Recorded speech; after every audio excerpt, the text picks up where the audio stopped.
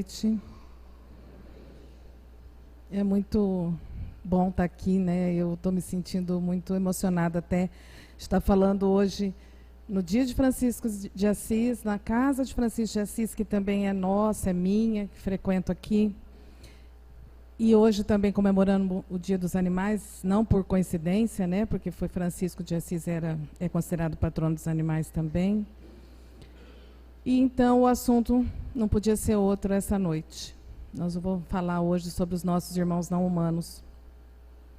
Como dito, eu faço aqui parte da casa, trabalho com a parte dos animais abandonados, esclarecendo que a gente não tem abrigo para recolhê-los, né? Porque às vezes as pessoas querem trazer aqui nós não recolhemos, a gente só trabalha com lares de passagem, os próprios voluntários ficam com os animais em suas casas. Mas vamos então falar sobre eles. Depois eu falo um pouquinho mais sobre a fauna, que é esse departamento.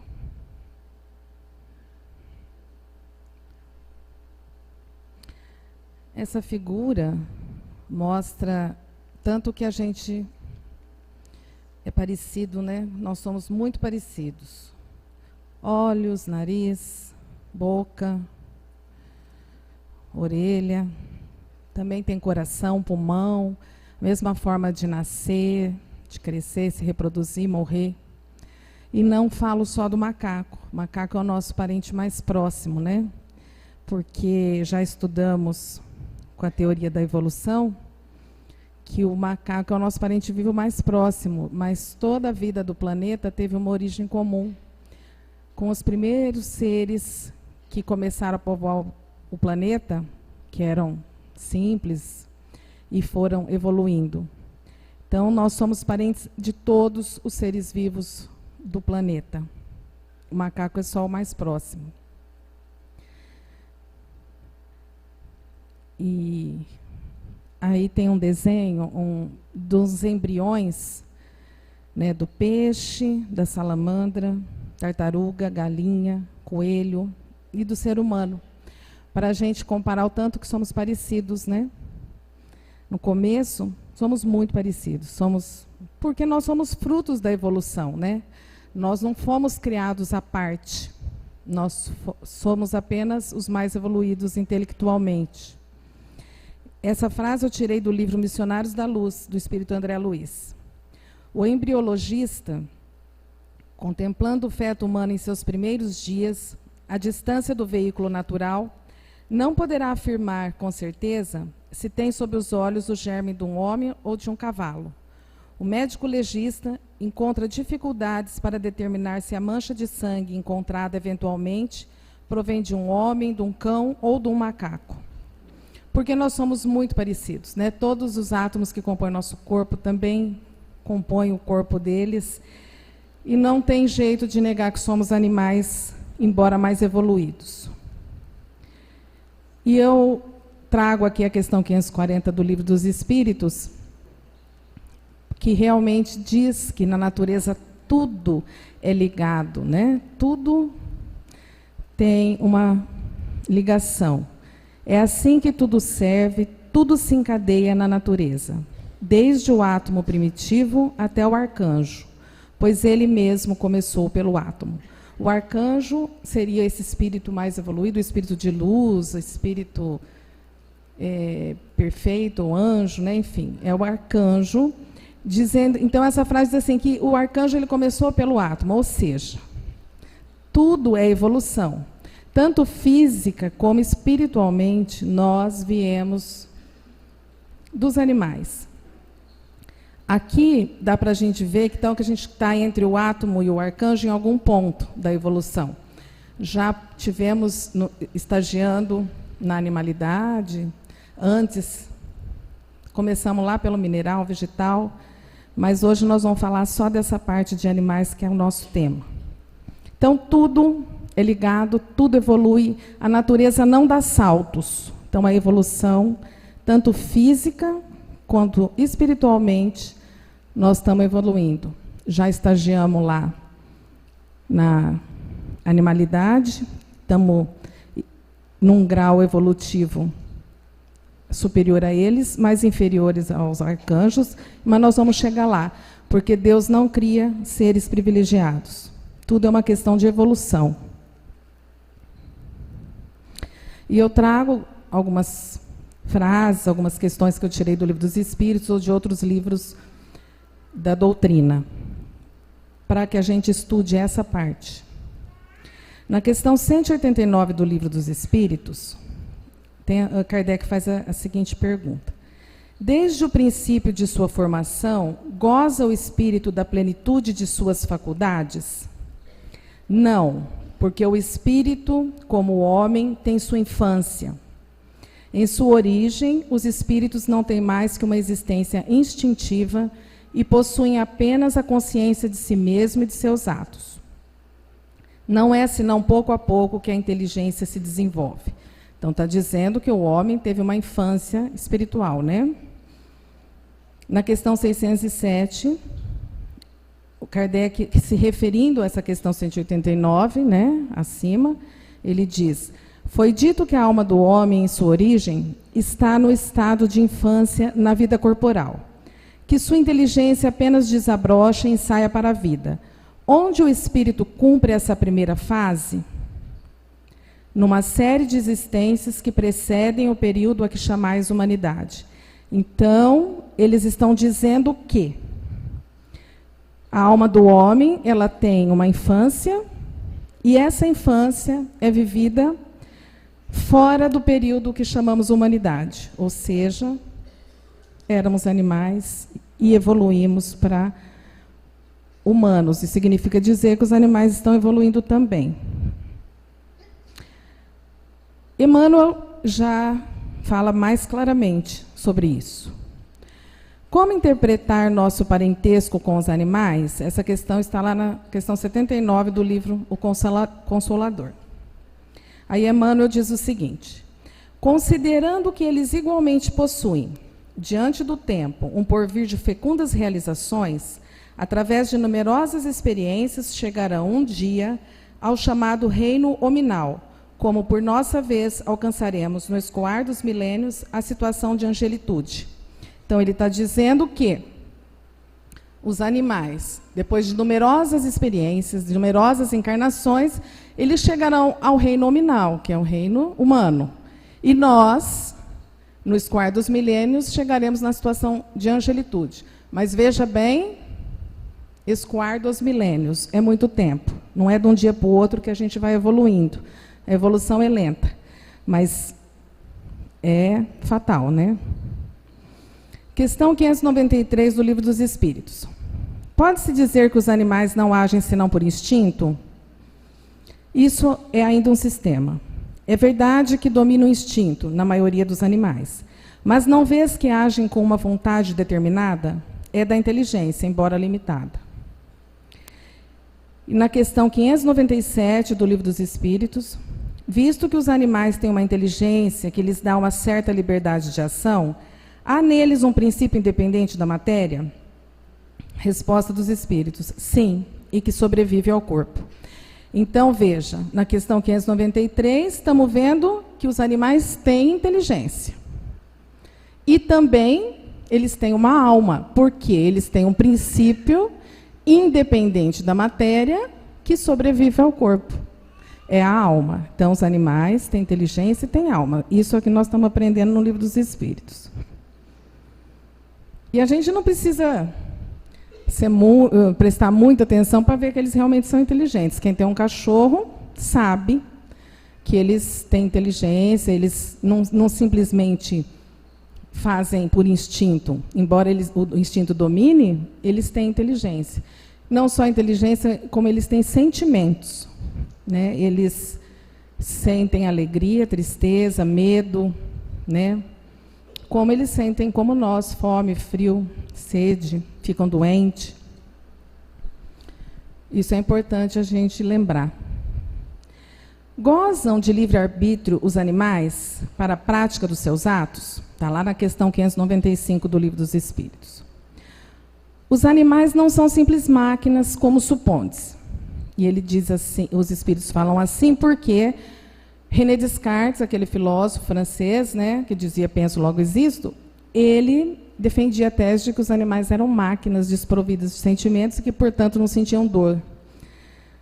E aí os espíritos, nessa questão, eles já esclarecem. Os animais não são simples máquinas, como suponde-se. Contudo, a liberdade de ação de que desfrutam é limitada pelas suas necessidades e não se pode comparar à do homem. Sendo muitíssimo inferiores a este, não têm os mesmos deveres que ele. A liberdade possuem-na restrita aos atos da vida material.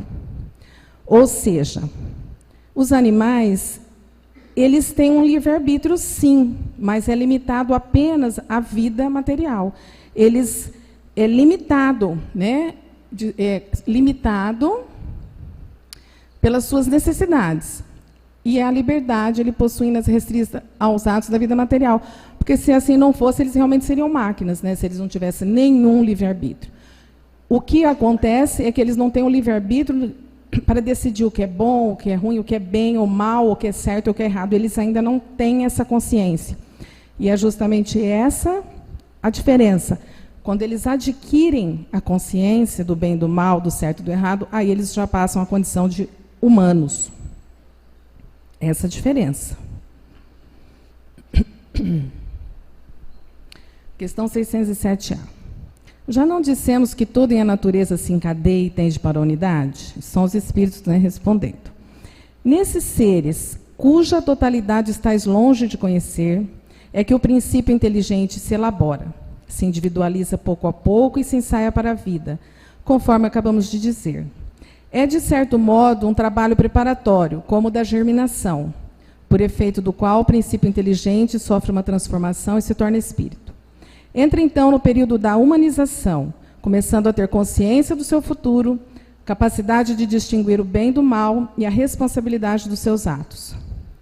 Assim, a fase da infância se segue à da adolescência, vindo depois a da juventude e da madureza. Reconhecei a grandeza de Deus nessa admirável harmonia, mediante a qual tudo é solidário na natureza. Acreditar que Deus haja feito, seja o que for, sem um fim, e criado seres inteligentes sem futuro, fora blasfemar de sua bondade, que se estende por sobre todas as suas criaturas. Então, essa questão é um resumo de tudo que a gente estava falando, né? Então, esse grifo fui eu que fiz, né? Ele entra no período da humanização, começando a ter consciência do seu futuro, capacidade de distinguir o bem do mal e a responsabilidade dos seus atos. Porque a partir do momento que a gente consegue distinguir o bem do mal e a gente age de acordo com esse entendimento, nós somos responsáveis pelos nossos atos.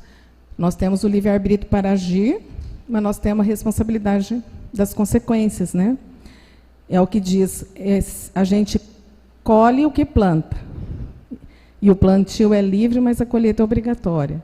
Se hoje a gente colhe alguns frutos que não estamos gostando, é devido ao que nós plantamos lá atrás. E então a gente pode plantar hoje bons frutos para colher no futuro bons frutos. E isso que é importante e bom. A gente que faz o nosso futuro. Chico disse que ninguém pode voltar atrás e fazer um novo começo, mas qualquer um pode recomeçar e fazer um novo fim, né? Então, podemos mudar e mudar o futuro e evoluir, que é esse nosso objetivo aqui. Bom, daí a gente viu que quando os animais, então, chegam na fase de distinguir o bem do mal, que eles passam a ter responsabilidade sobre seus atos, e aí já são seres humanos. Ou seja, enquanto animais, eles não têm responsabilidade, eles não têm as consequências das suas ações. E aí a gente pode, então, perguntar, por que eles sofrem se eles não têm nada para espiar? Se eles não têm noção, né, essa consciência do bem e do mal, do certo e do errado, por que eles sofrem? E a gente encontra resposta no livro Evolução em Dois Mundos, de André Luiz, que nos explica que existem 3 tipos de dor. A dor evolução, a dor expiação e a dor auxílio. Porque nem toda dor, nem todo sofrimento que a gente passa é expiação. Porque muitas vezes a gente fala, estou sofrendo porque eu estou pagando alguma coisa que eu fiz. Sim, a gente resgata as nossas dívidas, mas nem sempre. Às vezes é apenas uma prova, uma forma de evolução. E porque no mundo do grau evolutivo que a Terra está, a dor é importante para a evolução. Não que a gente faça apologia ao sofrimento, mas é assim que é. Então, a dor, evolução é aquela que nos faz evoluir. A expiação é quando a gente está resgatando. E a dor auxílio é aquele puxão de orelha que, às vezes, a gente leva para acordar, né? Às vezes é necessário. Aí a gente acorda, às vezes, quando passa por alguma coisa difícil, né? E aí, então, a gente vê que eles são nossos irmãos inferiores, no sentido de que estão no começo da caminhada, onde a gente já teve. Eles caminham para a evolução, e aí a gente pergunta, né? Como fica essa história da gente comê-los? Né?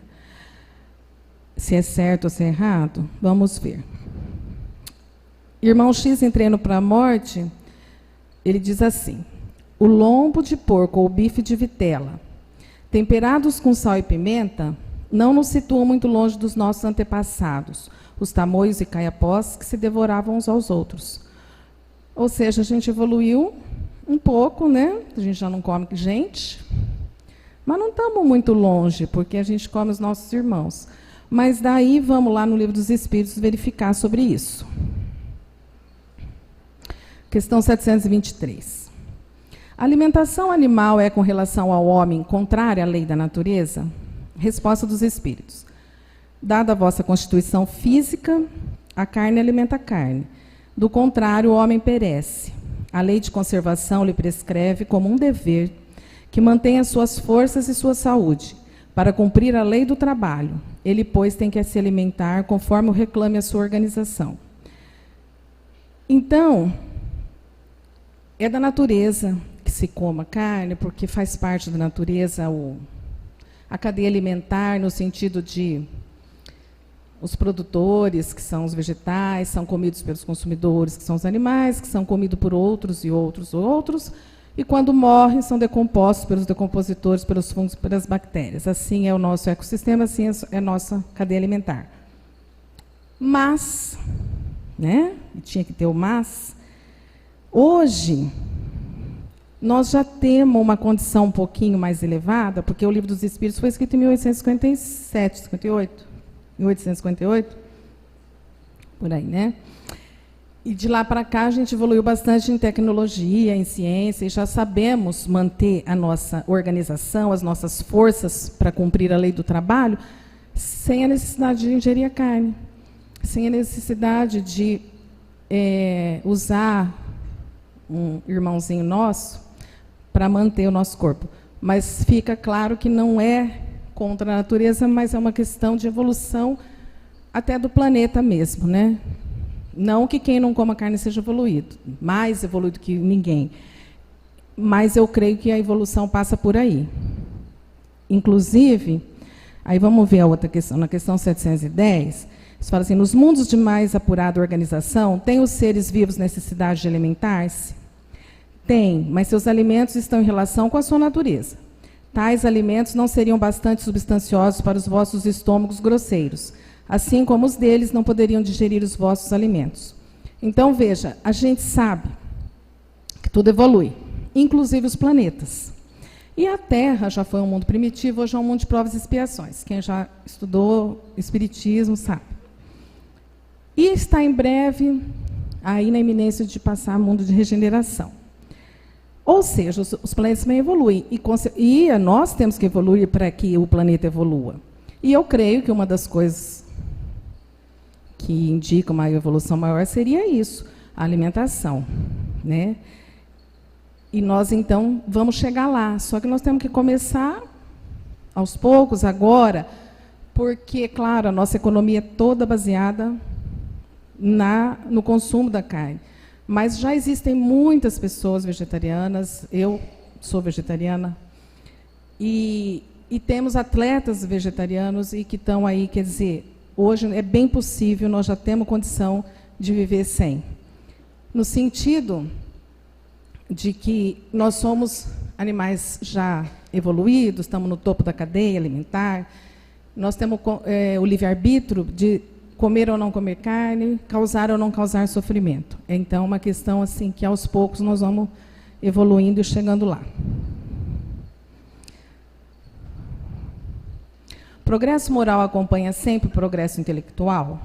Decorre deste, mas nem sempre o segue imediatamente. Quer dizer que o progresso moral e intelectual são os dois níveis de progresso que a gente tem que ter. Não podemos ter só o intelectual ou só o moral, tem que ter os dois. Então, estão dizendo que o progresso moral decorre do intelectual, mas nem sempre imediatamente. Né? Às vezes, a gente tem pessoas inteligentíssimas que moralmente ainda estão atrasadas. Por que eu estou falando isso? Porque já temos tecnologia, já temos progresso intelectual para substituir a carne na nossa alimentação.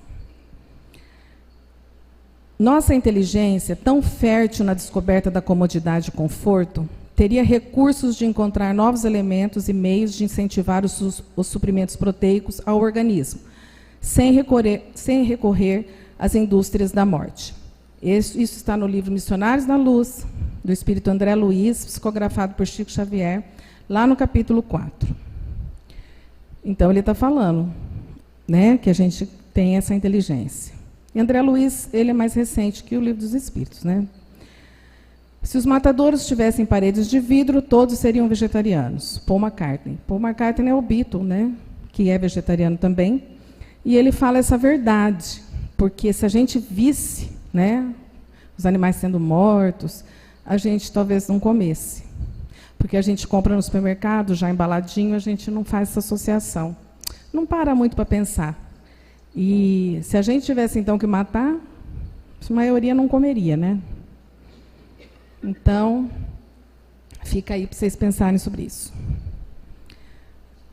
Emmanuel, lá na questão 129, do livro Consolador, ele diz assim: consolemo-nos com a visão do porvir, né, do futuro. Sendo justo trabalharmos dedicadamente pelo advento dos tempos novos, em que os homens terrestres poderão dispensar da alimentação os despojos sangrentos dos seus irmãos inferiores. Então, ele está falando, vamos consolar que lá no futuro nós vamos chegar, né, a ser assim. O aumento dos laticínios para enriquecimento da alimentação constitui elevada tarefa, porque tempos virão para a humanidade terrestre em que o estábulo como lar será também sagrado. Essa frase eu tirei também do livro Missionários da Luz, do Espírito André Luiz, lá do capítulo 4 também.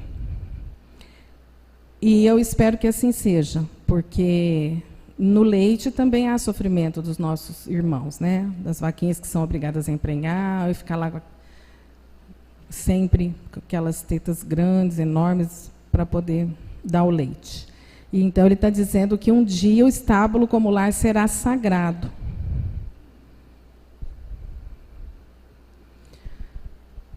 E aí, nesse mesmo livro, que é o Alexandre falando para o André Luiz, que ele é o instrutor do André Luiz, né, nesse livro, nessa situação, ele diz assim: devemos afirmar a verdade, embora contra nós mesmos.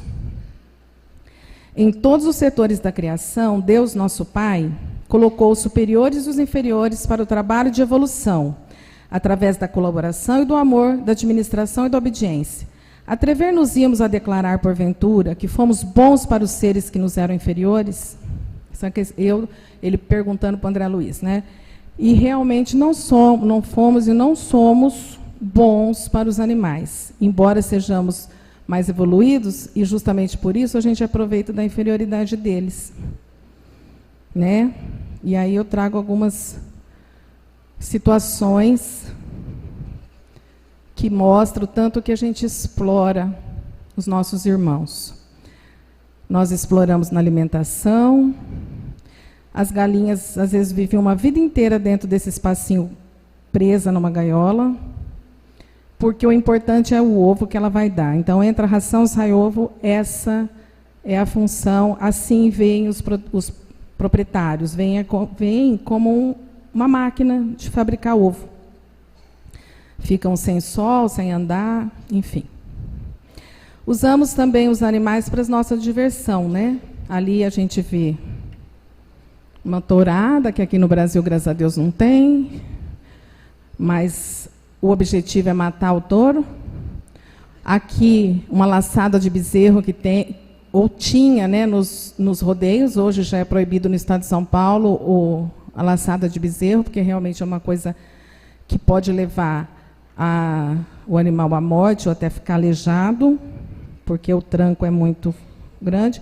E essa é a diversão que às vezes a gente quer, né, ver. Ou usamos os animais para o trabalho, não respeitando o limite das forças dele. Aqui também ainda são os frangos, aqui para alimentação. Aqui, uma pessoa que vai matar uma foquinha para fazer um casaco de pele. Geralmente eles pegam os filhotinhos, que são branquinhos, para poder dar um casaco bacana, legal, né? Que eu acho uma barbaridade. Uma pessoa, às vezes, quando é uma chinchila, um animal pequeno, vai até 50 deles para fazer um casaco. E as pessoas acham chique, porque é caro. Mas eu creio que isso é uma coisa da idade da caverna, né? Usar pele para cobrir o corpo. Então, a gente precisa repensar a forma como nós estamos tratando os nossos animais. Uma forma cruel.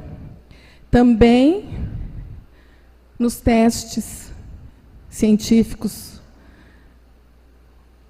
a gente está evoluindo, né? Como tudo evolui, e eu acredito na evolução, a gente está evoluindo, aos poucos, porque a evolução não é mesmo brusca, né? Como a natureza, ela não dá saltos. E a gente já evoluiu, por exemplo, hoje no estado de São Paulo já é proibido os testes em animais para cosméticos. E nas escolas também estão eliminando bastante, porque nos Estados Unidos, Grã-Bretanha, não se usa mais animais nas faculdades, né? Usa-se outras formas, modelos anatômicos, vídeos nas aulas. Mas ainda sobra a parte de experimento científico para remédios, né? Que muitas vezes as pessoas acham que está justificado. Mas eu creio também que nós já estamos evoluídos nesse sentido. Nós já temos tecnologia suficiente para não usar mais animais nos testes. Até porque os animais, embora parecidos, eles não são idênticos a nós. E muitas vezes o experimento não é válido. O que pode ser bom para eles pode ser ruim para nós e vice-versa, como já aconteceu muitas vezes em medicamentos. Quer dizer, nós devemos muito a eles.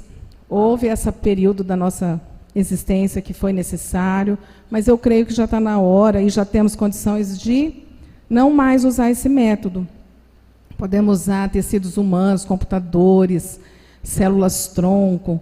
Temos toda uma forma de fazer sem precisar usar os animais. Porque nós, infelizmente, nós humanos, nós temos essa visão que a gente chama, somos especistas, nós não levamos em consideração a dor da outra espécie. Não é da minha espécie, tudo bem. Mas eles sentem dor como nós, né? Então, nós tínhamos que levar isso em consideração. Mas é aquela cultura antropocêntrica que a gente recebeu lá da Grécia, ou até da Igreja Católica, que dizia que o homem foi criado para reinar sobre todos os animais. Então, a gente acaba tendo essa cultura de que o homem é o centro do mundo. Usamos os animais para nossa diversão, vamos pescar, vamos no circo. Essa foto desse animal, desse macaquinho aqui, aterrorizado diante do treinador, ele está amarrado, não sei se dá para vocês verem, com uma corrente na bicicleta, né? Eles são treinados na base dos maus tratos, sem contar que eles estão fora do habitat e quando ficam velhos são jogados fora. E no estado de São Paulo também já está proibido os de animais em circo. E em alguns estados do país também, outros. E algumas outras cidades. Então, já estamos evoluindo, graças a Deus, né? Para que ficar vendo os animais nessa situação? Eles não foram feitos para isso, não. Zoológico, a mesma coisa. né? Mas a gente tem, muita da nossa diversão passa pela crueldade com eles. Se somos iguais na dor, por que nos tratam diferente? Porque somos especistas, né? Não importa para nós a outra espécie. E seria muito interessante se a gente se colocasse no lugar deles, porque se uns extraterrestres chegassem aqui e nos tratassem como nós tratamos animais, nós íamos achar um absurdo. Nós íamos achar um absurdo a gente ficar no circo, ou a gente ficar servindo para experiência científica, ou a gente ser morto e comido, ou a gente ser colocado para diversão. Enfim, a gente não ia gostar, não.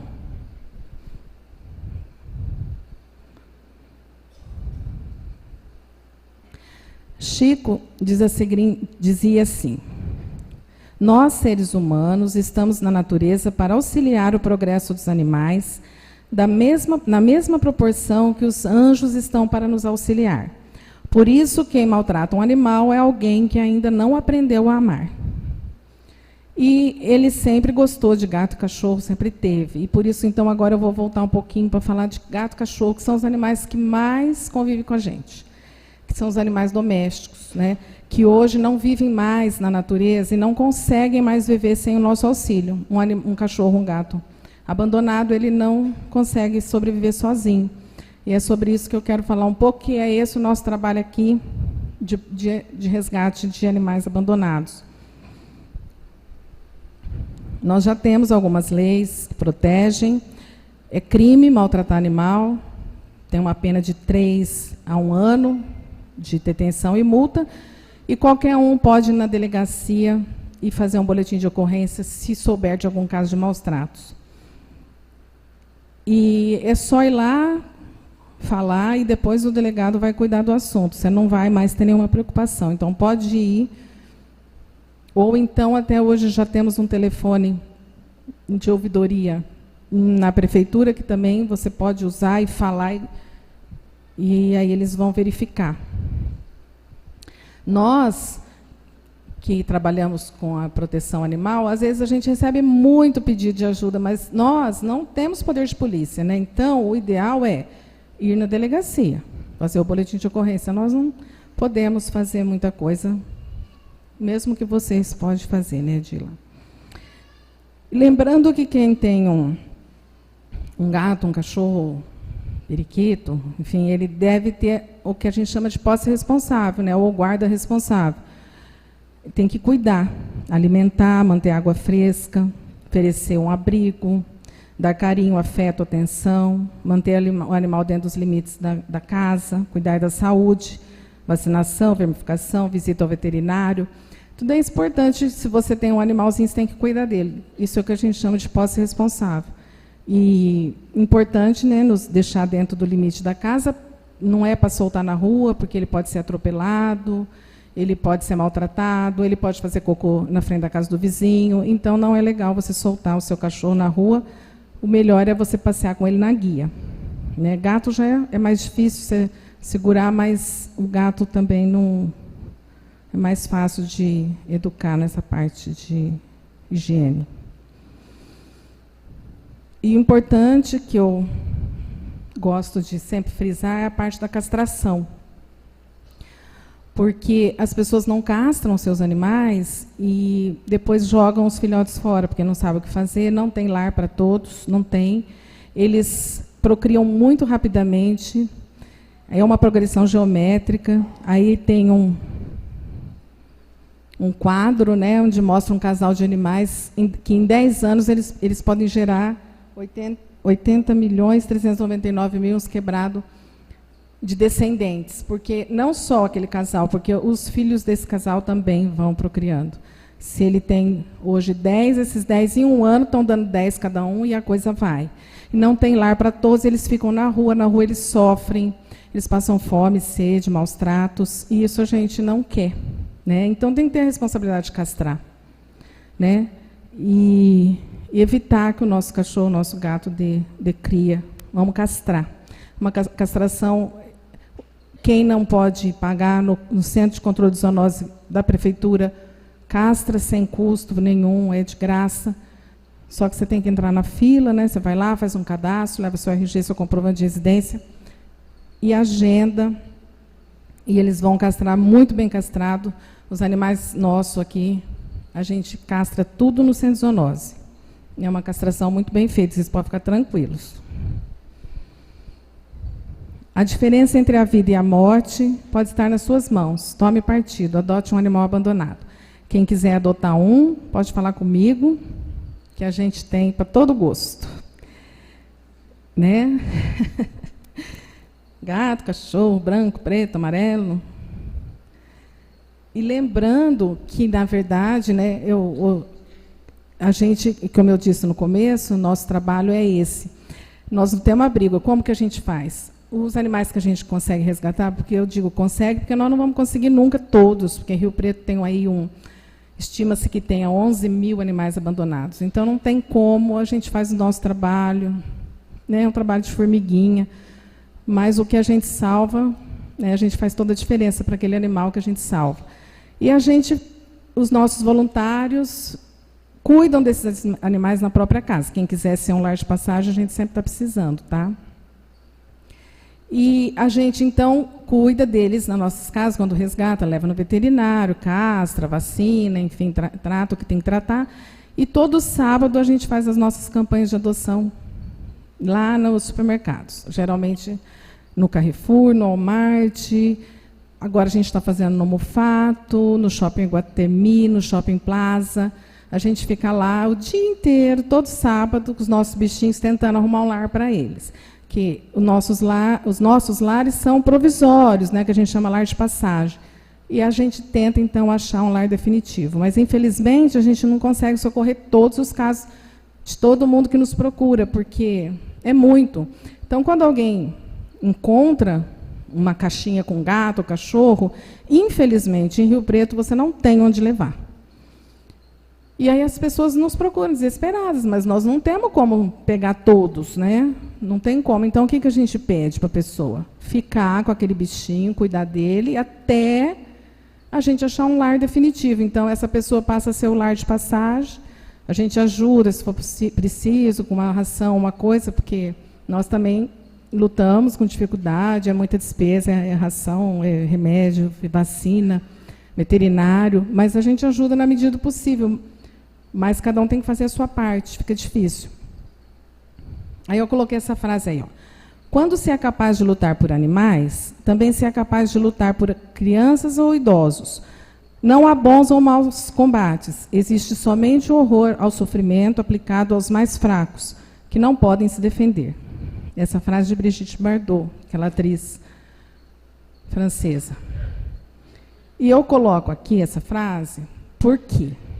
Porque muita gente, quando sabe que a gente cuida de bicho, chega para a gente e fala assim, mas com tanta criança passando fome, vocês ficam cuidando de bicho. Então, não existe bons ou maus combates, né? Existe apenas o horror àqueles seres que mais fracos. E, na verdade, uma coisa não exclui outra. Se você cuida de bicho, você pode cuidar de criança também. Mas as pessoas têm essa coisa de, quando a gente está trabalhando com bicho, falar assim, por que você não cuida de criança? Isso a gente ouve muito no nosso dia a dia de protetor de animais. E a gente que é espírita sabe que os animais, na verdade, são crianças, né? Crianças espirituais, nossos irmãos. Então, por que a dor deles tem que ser desmerecida? Se eu posso ajudar uma criança, posso ajudar um animal, por que não? Tudo é importante. Somos todos interligados, como nós vimos, né? Tudo faz parte do universo, da Terra, do planeta. E tudo é importante. Não vou, porque eu estou cuidando de cachorro, deixar de cuidar de uma criança se eu puder. Mas o sofrimento deles também tem que ser levado em consideração, porque a dor é dor do mesmo jeito. Aí somos nós, né, quando fazendo as nossas campanhas de adoção, essa aí foi lá no recinto da exposição, no Estimacão. Agora eu quero colocar um vídeo para vocês verem, muito emocionante. Se eu souber, né? Acho que está aqui. Cadê o Wagner para nos socorrer? Cadê Wagner? O vídeo. É aquele do pozinho no esgoto. Tá lá? Você põe para mim? Sabe qual é, né? É um vídeo assim, de um resgate de um cachorrinho que está dentro de um esgoto. É muito emocionante para ver a diferença que a gente faz na vida de um animal. Como eles não conseguem se cuidar sozinhos, eles precisam de nós, somos nós que os domesticamos, né? Oi? Vai aparecer? Aí, ó. Nada como um técnico, né?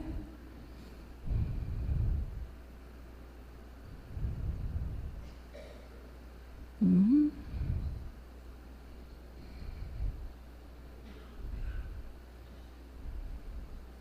Foi, Wagner? Acho que não.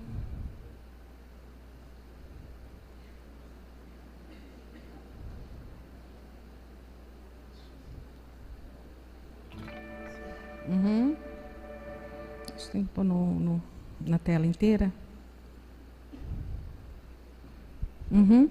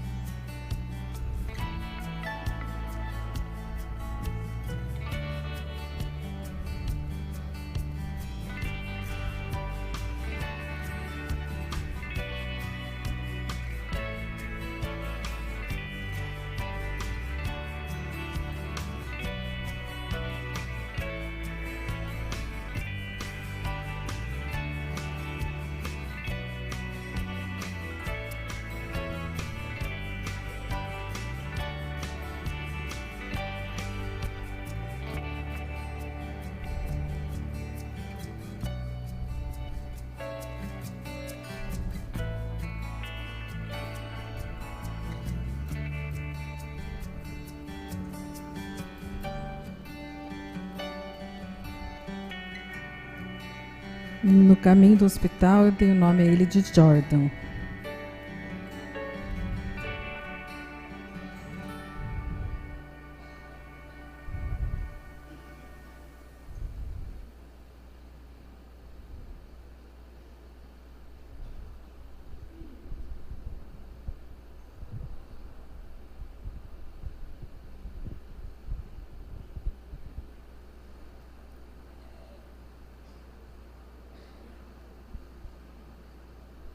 O doutor achou um milagre ele estar vivo.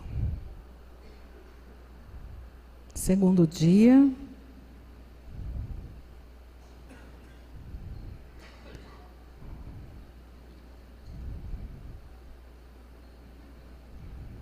Terceiro dia. Jordan sofria de sarna, infecções bacterianas e desnutrição.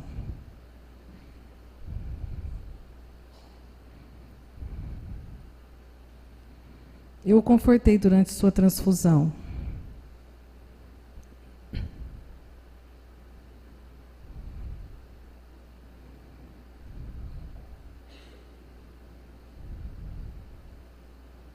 No quarto dia, Jordan finalmente estava suficientemente forte para ser submetido à cirurgia. Uma hora depois, Alguns dias depois, Jordan finalmente estava pronto para ir para o seu lar adotivo.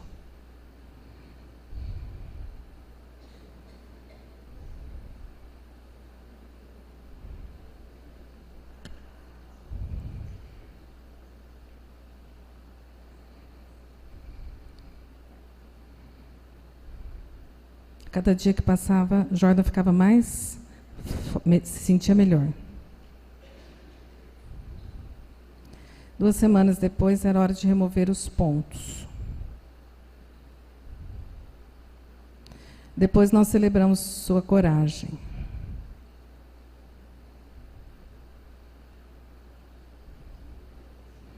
Suas irmãs Lola e Frank cuidam dele enquanto ele continua a melhorar. Ele também fez outros amigos. A fisioterapia deixou Jordan mais forte. Ele agradeceu sua irmã mais velha por todo o amor e paciência.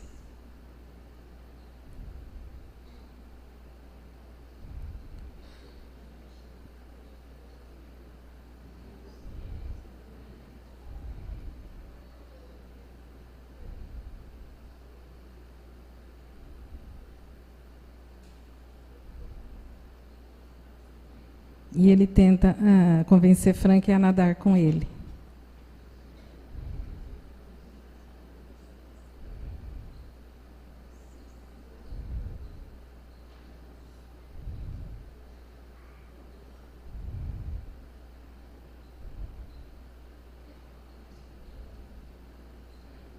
Jordan perdeu a perna, mas nunca a esperança. E aí, eles estão pedindo ajuda, né? Para continuar o trabalho.